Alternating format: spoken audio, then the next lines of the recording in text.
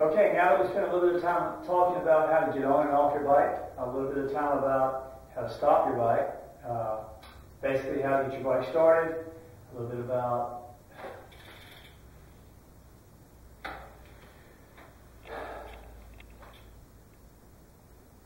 okay, we're down to the part about how we're going to make this thing go.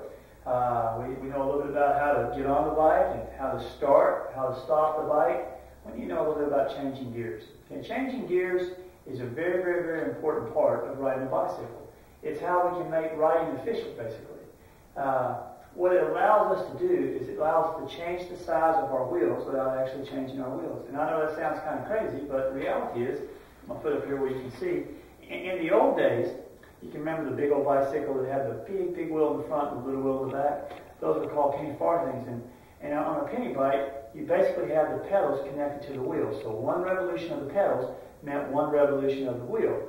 For a big wheel, that's pretty hard. You had to push pretty hard to be able to turn that wheel over. Now, once you got momentum, once you got out on a flat surface and rolling, you could keep it rolling relatively easily. Going up a hill is pretty tough. If you think about the opposite of that, how about a tricycle?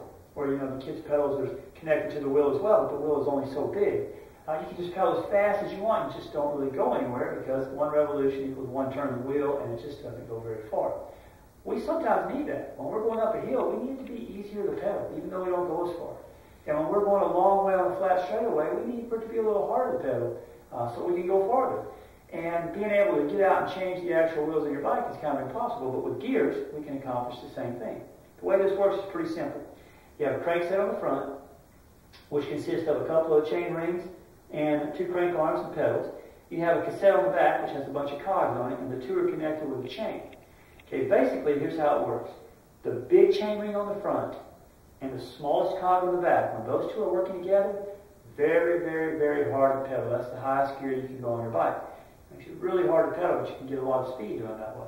The smallest chain ring on the front and the biggest cog on the back, very, very, very easy to pedal. That's the lowest gear you can get on your bike.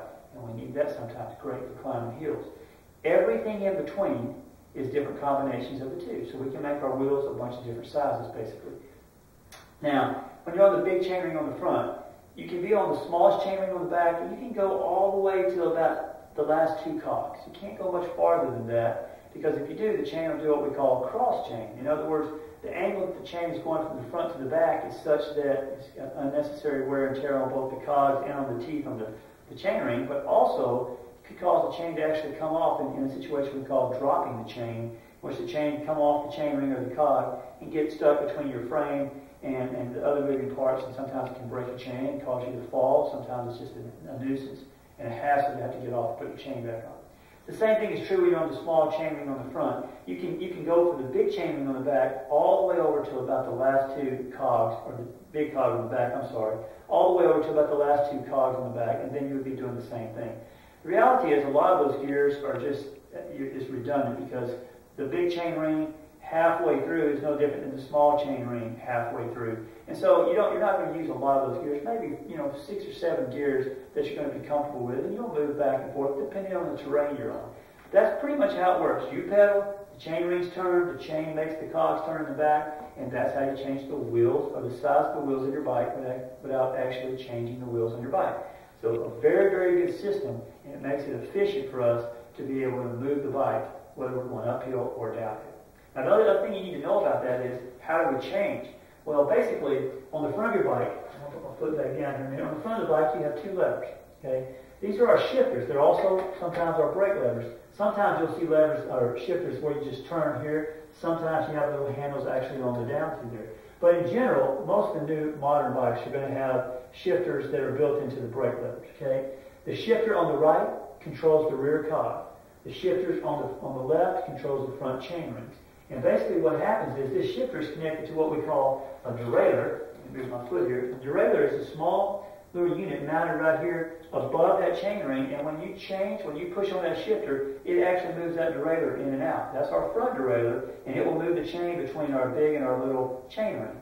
The shifter on the right does the same thing to what we call a rear derailleur. It moves the rear derailleur in and out, and that will move the chain across those cogs depending on what gear we put it in.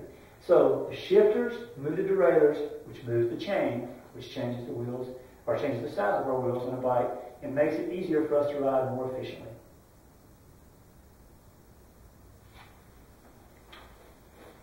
Okay, the next thing we need to talk a little bit about is cadence, and that's pretty much how we pedal. Cadence, for a simpler term, is just how many revolutions per minute that the crank arms go around. How many times can you turn the pedals in 1 minute? Okay, cadence, when you're pedaling, when you got it in big gear, like the big chainring on the front and the little cog on the back, real hard to pedal. So hard to pedal that it takes a lot of effort out of your legs. You have to put a lot of force into making the wheel turn over.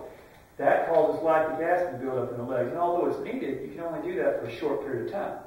Okay, just the opposite is true when we're in the small chain ring on the front and we're in the biggest cog on the back. Then the pedals are basically turning over so fast that it's just like you're bouncing and wobbling and moving all over your bike.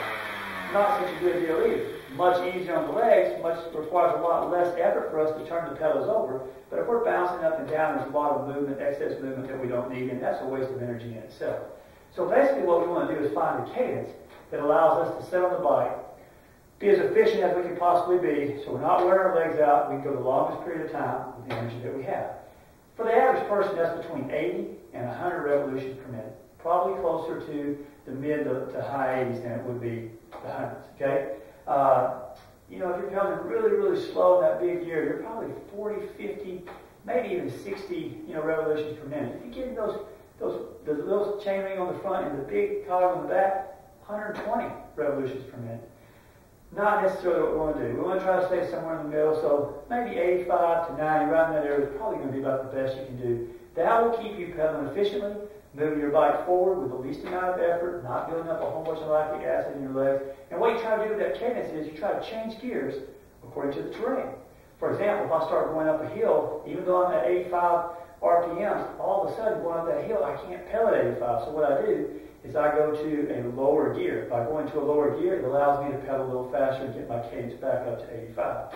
If I'm going downhill all of a sudden, it's not very hard to pedal, so I need to go to a higher gear, a little harder gear, so I can slow my cadence back down to 85. And that basically is how you ride a bike, using your cadence. Everybody needs a cadence meter on their bike because that's the easiest way for you to know. Once you get used to riding with a cadence meter after a while, you kind of get the feeling, you kind of pretty much know how fast you're spinning.